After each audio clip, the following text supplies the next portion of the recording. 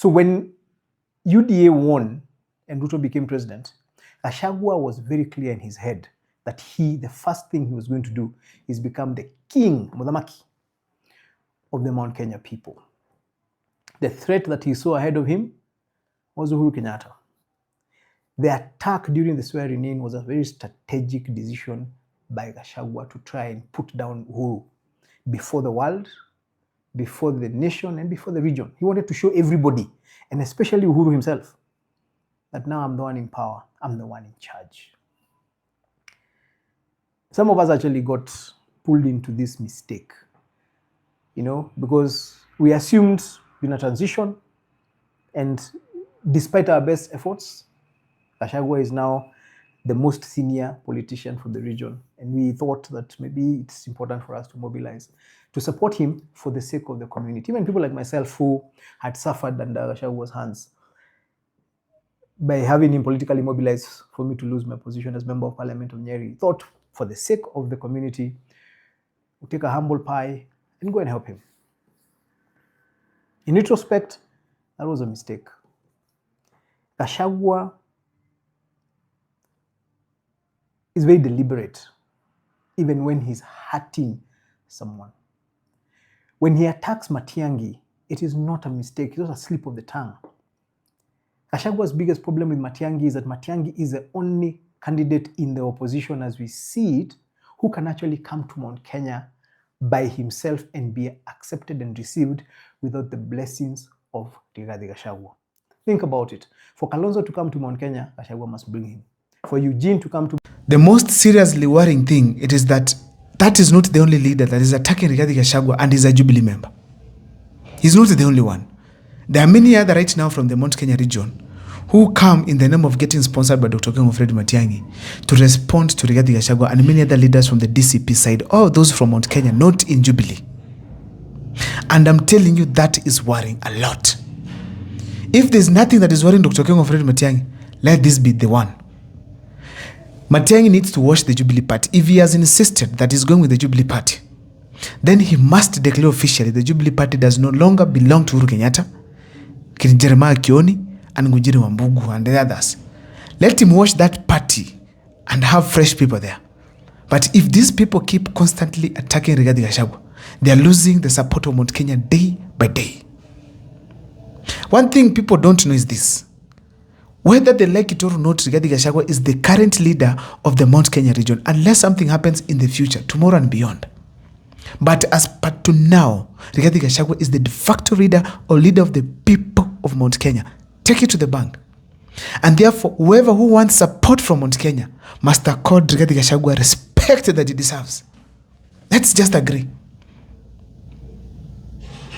Ladies and gentlemen, some of you might be wondering what is happening in the opposition. I'm going to do an extensive video, but I'll give you a hint for now. Rigathi Gachagua simply knows that he's not going to be in the ballot, and the people of Mount Kenya are saying we can support someone from another community. And the options right now in the opposition, it is Matiang'i and Kalonzo Musyoka. So Gachagua stepped back and left these two people, Kalonzo and Matiang'i, to play their political game. Whoever gets it right, he gets the support of Rigathi Gachagua, because he is the kingmaker for 2027. We all know that. So as we speak today, Kalonzo Musyoka has tried to play safest to ensure at least he has the backing of Rigathi Gachagua. The only challenge he has is yet to get to convince the people of Mount Kenya that he can deliver for this country. He can be better than Ruto. That's the only challenge he has, because he does not have a proper track record. But so far he has played safe to ensure that he remains in friends with Rigathi Gachagua. Now Rigathi Gachagua ameanza kumsanitize for those who are very keen. Ladies and gentlemen, Matiang'i on the other side, there are murmurs about him. Let us be honest here. There are some murmurs about him.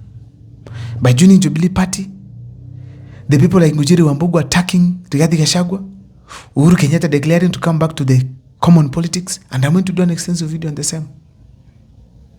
Ladies and gentlemen, that is hurting the people of Mount Kenya. And Matiang'i has to be very careful on that. As we speak today, let me just tell you this. Because I receive calls from the entire country, but most importantly, from Mount Kenya. If I receive 10 calls in a day, 8 will come from Mount Kenya, the rest will come from my parts, or like Gusii region. So I am giving you information from the ground, people whom I don't know. Ladies and gentlemen, let me give secrets on what is happening in relation to Rigathi Gachagua and the DCP party.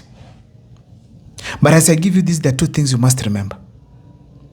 Rigathi Gachagua is a politician and a leader at his own capacity. But Dr. King of Red Matiang'i is a leader and a technocrat. So to beat William Ruto, you need to be a politician and a very smart leader. Now, Rigathi Gachagua has what it takes to take William Ruto home. Matiang'i is lacking the political aspect of it. That is what we are saying here. Matiang'i, even if he wants to be a politician, he cannot be. Ule jamaa ni kiongozi wa kazi. He cannot be a politician.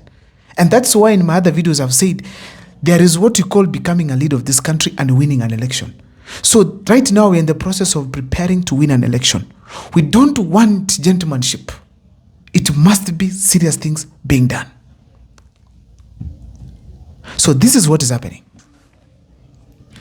In Mount Kenya, Rigathi Gachagua has destroyed the Jubilee structure. Not now, way back before, because it was very clear. Everyone could tell at some point Matiang'i will join Jubilee. Everyone could tell at some point Uhuru Kenyatta might want to come back to the Jubilee party and actually be very active in politics. But now as we speak, Rigathi Gachagua has taken all the people who command respect at the grassroots and were in the Jubilee party. So that structure we've been talking about as one of the reasons as to why Matiang'i joined Jubilee does not exist in Mount Kenya. Try it and see. We are going to see the campaigns.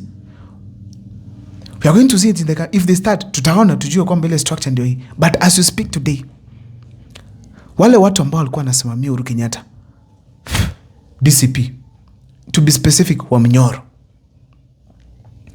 Someone told me even Karanja Kibicho, who probably is at the center of Matiang'i's preparation, is a member of the DCP or is a Waminyoro ally. So in a nutshell, as we speak today, ladies and gentlemen, there's no structure for Jubilee. Rigathi Gachagua is creating his structure. As we speak today, is massively registering members of DCP from Mount Kenya region. You are going to realize when he already has 7 million registered DCP members. But now, instead of the Jubilee party that is with Matiang'i now to go and reach to the people and try to resell the party and try to brand the party new and at least get support from Dr. King of Red Matiang'i, they are busy attacking Rigathi Gachagua. Who is the enemy here? Is it Gachagua or it is Ruto? They are busy going for Rigathi Gachagua. Someone wakes up, does a video of 10 minutes about Rigathi Gachagua. For what? Attacking him. For what? And they know very well he's in charge of Mount Kenya. And they know very well nobody can beat Rigathi Gachagua on attacks. Counter. You cannot. How watu wanaharibia Matiang'i? Let's just be very honest. Matiang'i, watu wako wa Jubilee wanakuharibia. And I'm not talking in relation to Gachagua. I'm talking in relation to the people at the grassroots. You're losing them one by one, day by day. Tell them to shut their mouths and focus on Jubilee. As we speak today, DCP is busy registering and mobilizing the DCP members. It is mobilizing people to register as voters. But Jubilee, are you mobilizing? No. Are you mobilizing people to register? No. Then what are you up to? Attacking Rigathi Gachagua. Stop it. Even if he attacks you, don't retaliate. Because he's the person speaking on behalf of the people of Mount Kenya. He commands respect. As we speak today, ladies and gentlemen, whether you like it or not, the mission of the allies of Jubilee and Matiang'i right now is to destroy Rigathi Gachagua. You cannot manage that. Gachagua, you cannot destroy him. Focus on your business. Give the people reasons not to see you as a project of Uhuru Kenyatta. Give the people reasons for you not to be the project of William Ruto, intending to divide the Mount Kenya. Give the people the reasons that they need to elect you in 2027. And go back to the game of it's either you or Kalonzo Musyoka that will be supported by Rigathi Gachagua. The people of Mount Kenya, and I said in another video, they were far much more ahead in support of Dr. Matiang'i instead of Kalonzo Musyoka. Right now, it's coming down very fast to a level of Kalonzo and even below Kalonzo. I don't know, but to whom it may concern, pass this message to Dr. King Fred Matiang'i. He needs to concentrate his people to the game of Jubilee. Leave alone attacking anybody from Mount Kenya. Because Gachagua, whether we like it or not, watu wa Mount Kenya wamekubali, he is the leader.